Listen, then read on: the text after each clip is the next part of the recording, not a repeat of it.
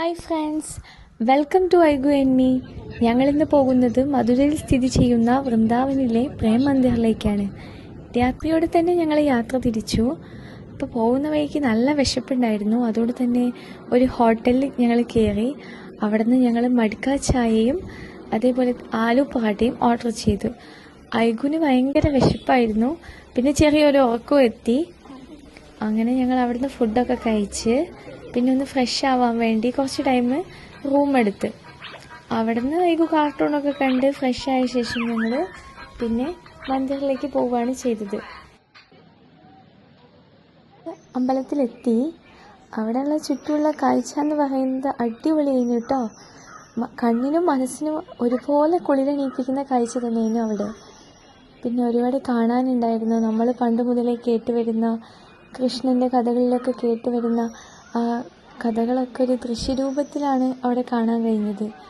ഓരോ പശുക്കൾ, അതേപോലെ തന്നെ ഗോവർദ്ധന പർവ്വതം, അങ്ങനെ കൃഷ്ണൻ്റെ ആ ഒരു ജീവിതത്തിലെ എല്ലാ സംഭവങ്ങളെയും അവിടെ ഇങ്ങനെ ഒരു ദൃശ്യരൂപത്തിലാണ് അവിടെ ആവിഷ്കരിച്ചത്.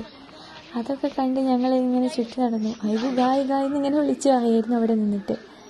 അത് കഴിഞ്ഞ് പിന്നെ ഞങ്ങൾ അവിടെ നിന്ന് അവളെയും കൂട്ടി പിന്നെ കാണാൻ പോയത് ഗോവർദ്ധന പർവ്വതത്തെയാണ്. അപ്പോൾ ഈ ഗോവർദ്ധന പർവ്വതത്തിൻ്റെ കാഴ്ച നിങ്ങൾക്ക് കാണാം. അതായത് വൃന്ദാവനിൽ മഴ പെയ്തപ്പോൾ കൃഷ്ണൻ അവിടുത്തെ ജനങ്ങളെയെല്ലാം രക്ഷിച്ചത് ഈ ഗോവർദ്ധന പർവ്വതത്തിൻ്റെ ഉയർത്തിപ്പിടിച്ചുകൊണ്ടാണ്. ആ കഥ അതൊക്കെ കണ്ടപ്പോൾ ഭയങ്കര സന്തോഷമായി. നമ്മളിങ്ങനെ കേട്ട കഥ ഇങ്ങനെ കാണുമ്പോഴുള്ളൊരു പ്രത്യേക എന്താ പറയുക, ഭയങ്കര സന്തോഷമായി കേട്ടോ. അങ്ങനെ അതൊക്കെ കഴിഞ്ഞ് ഞങ്ങൾ അതിലൂടെയൊക്കെ നടന്ന് ഐഗുവിനെയും കൂട്ടി ഒക്കെ കണ്ട് ആസ്വദിച്ച്. ഐഗു ആണെങ്കിൽ കുറച്ച് സ്ഥലം കിട്ടിയപ്പോൾ ഭയങ്കര ഹാപ്പി കളിക്കാനൊക്കെ. പിന്നെ ചെരുപ്പൊക്കെ അവിടെ ഒരു കൗണ്ടറിൽ കൊടുത്ത് ഞങ്ങൾ പിന്നെ മെല്ലെ അമ്പലത്തിൻ്റെ ഉള്ളിലേക്ക് കയറാൻ പോവുകയാണ്.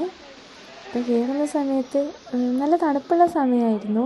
പക്ഷേ എന്നാലും ചെറിയൊരു വെയിൽ വന്നുകൊണ്ട് തന്നെ ആ ഒരു തണുപ്പ് അങ്ങനെ അറിഞ്ഞില്ല. ഒരു സുഖമുള്ളൊരു തണുപ്പായിരുന്നു. അവിടെ ചവിട്ടുമ്പോൾ വെണ്ണക്കല്ലാണ്.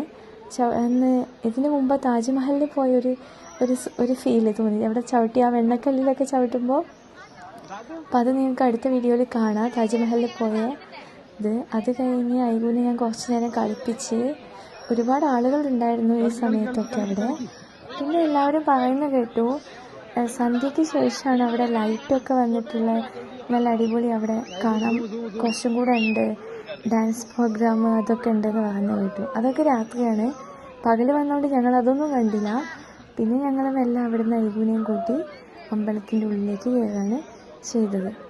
അമ്പലത്തിൻ്റെ ഉള്ളിലെത്തി സാധാ പോലെ തന്നെ ദർശനമൊക്കെ നടത്തി. അവിടുത്തെ ഒരു വിഗ്രഹത്തിൻ്റെ പ്രത്യേകത എന്തെന്ന് വെച്ചാൽ കൃഷ്ണനോടൊപ്പം രാധയും കാണുന്നുണ്ട്. രണ്ടുപേരും ഒന്നിച്ചുള്ള വിഗ്രഹമാണ് അവിടെ കണ്ടത്. പിന്നെ എന്താ പറയുക, അവിടെ സെക്യൂരിറ്റി ഒക്കെ ഉണ്ടായിരുന്നു അവിടെ.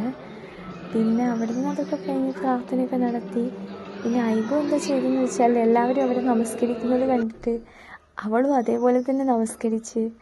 അങ്ങനെ അതൊക്കെ കണ്ട് പിന്നെ ഞങ്ങൾ മെല്ലെ അവിടെ നിന്ന് പിന്നെ മേലേക്കാണ് പോയത്.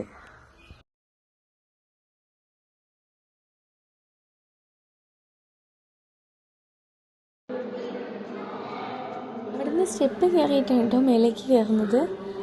പിന്നെ ഐഗു ഇതേപോലെ എടുക്കാനൊന്നും സമ്മതിച്ചില്ല. എല്ലാ സ്റ്റെപ്പും ഒറ്റയ്ക്ക് തന്നെ കയറി. മേലെ ഇതേപോലെ തന്നെ കൃഷ്ണൻ്റെ വിഗ്രഹം ഉണ്ടായിരുന്നു. അവിടേക്ക് ഞങ്ങൾ പോയി. അവിടുന്ന് പ്രാർത്ഥനയൊക്കെ നടത്തി. പിന്നെ അതൊക്കെ കഴിഞ്ഞ ശേഷം ഞങ്ങൾ അവിടെ നോക്കി. ഇത് മേലിൽ നിന്ന് താഴേക്ക് നോക്കാൻ നല്ല ഭംഗിയായിരുന്നു കേട്ടോ. അവിടുന്ന് അത് കാണാം. അവിടുത്തെ ലൈറ്റ് സെറ്റിങ്സ് അതേപോലെ തന്നെ ആർക്കിടെക്ചർ ഒക്കെ അടിപൊളിയായിരുന്നു. ഇത്രയേ ഉള്ളൂ ഞങ്ങളുടെ ചെറിയ വീഡിയോ. അടുത്ത വീഡിയോയിൽ കാണുന്നവരെ എല്ലാവർക്കും ബൈ.